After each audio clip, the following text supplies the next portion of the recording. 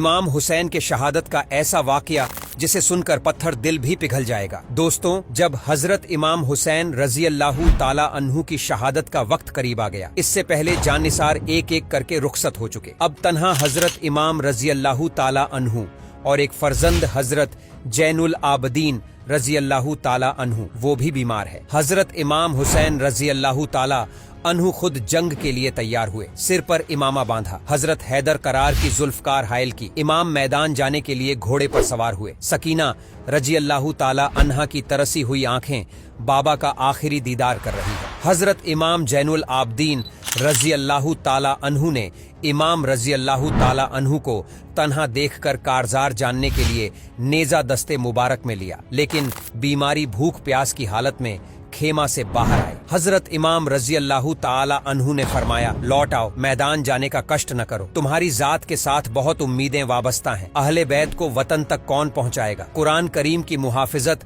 اور حقائق عرفانیہ کی تبلیغ کا فرض کس کے پاس رکھا جائے گا؟ میری نسل کس سے چلے گی؟ یہ سب توقعات تمہاری ذات سے وابستہ ہے۔ اب امام حسین رضی اللہ تعالی عنہ خیمہ سے چلے اور میدان میں پہنچے۔ حق اور صداقت کا روشن آفتاب سرزمین شام میں طالع ہوا۔ اس کے بعد آپ نے ایک خطبہ فرمایا اور اس میں فرمایا، اے قوم، خدا سے ڈرو جو سب کا مالک ہے۔ اگر تم خدا وند عالم پر یقین رکھتے ہو تو ڈرو، قیامت کے دن میدان عدل قائم ہوگی۔ حضرت امام رضی اللہ تعالی عنہ کی زبان سے یہ کلمہ سن کر کفیوں میں سے بہت لوگ رو پڑے، اور یہ بھی سب کو یقین تھا کہ امام مظلوم حق پر ہے، لیکن شمر وغیرہ بدسیرت پلید کچھ متاثر نہ ہوئے اور کہنے لگے کہ آپ اپنے زیاد کے پاس چل کر یزید کی بیعت کر لیجئے۔ جنتی فاطمہ کے لختے جگر وہ کسی بھوک پیاس کی حالت میں گرم ریگستان میں 20,000 کے لشکر سامنے فرما ہے۔ جب حضرت امام رضی اللہ تعالی عنہ نے اطمینان فرمایا کہ سیاہ دلانی باطن کے لیے کوئی عذر باقی نہ رہا،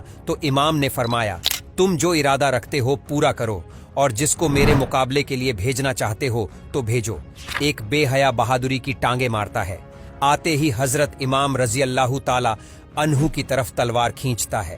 ابھی اٹھا ہی تھا کہ امام نے ضرب ماری، سر کٹ کر دور جا پڑا۔ اہل شام کو یہ اطمینان تھا کہ حضرت امام رضی اللہ تعالی عنہ کے سوا اب تو کوئی باقی ہی نہ رہا۔ کہاں تک نہ تھکیں گے پیاس کی حالت، بہادری کے جوہر دکھانے کا وقت ہے، جہاں تک ہو ایک ایک مقابل کیا جائے، کوئی تو کامیاب ہوگا۔ اس کے بعد بہت سارے امام کے مقابل میں آتے رہے، مگر جو سامنے آیا ایک ہی ہاتھ میں اس کا قصہ تمام فرمایا۔ لشکر آدھا میں شور برپا ہو گیا کہ اگر جنگ کا یہ انداز رہا تو حیدر کا شیر کوفہ کے زینت پھال کو بیوہ یتیم بنا کر چھوڑے گا۔ موقع مت دو اور چاروں طرف سے گھیر کر ایک بار میں حملہ کرو۔ آخرکار انہوں نے یہ صورت اختیار کی اور ماہ چرخے حقانیت پر زور و جسا کی تاریخ گھٹا چھا گئی اور ہزاروں جوان دوڑ پڑے اور حضرت امام رضی اللہ تعالی عنہ کو گھیر لیا اور تلوار برسانی شروع کی۔ بے شرم کفیوں نے سنگ دلی سے محترم مہمان کے ساتھ یہ سلوک کیا۔ ایک تیر پیشانی پر لگا، یہ پیشانی مصطفیٰ صلی اللہ